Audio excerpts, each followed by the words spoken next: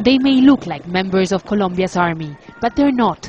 Their uniforms might be the same, but these men are guerrillas of the 6th Front of the FARC. They have come down from the mountains in Cauca to show their strength. Commander Dubar is in charge. He knows he's a wanted man, so he asked us not to show his face. Our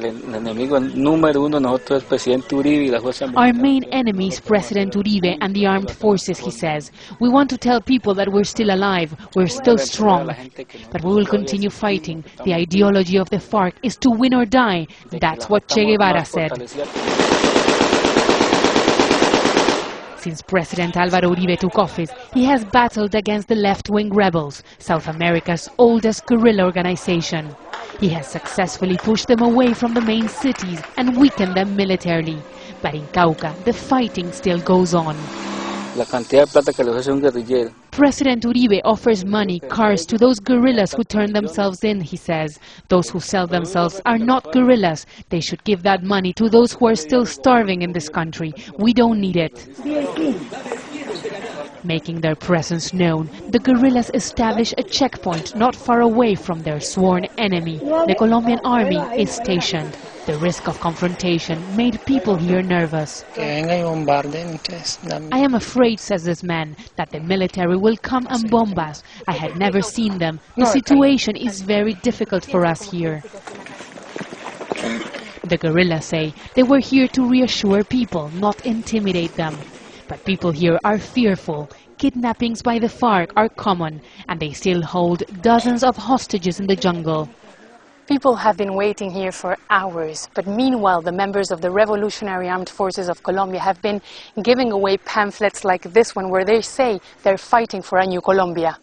Commander Dubar joined the organization when he was 16 years old. He says FARC's cause is just. A new Colombia is a place where the poor have jobs, social equality, he says, free healthcare, free education. Not like now. There's no equality here. There is no health, no education for the poor, only for the rich. The FARC receive much of its funding from the illegal drugs trade. Much of Colombia's coca is grown in areas under their control.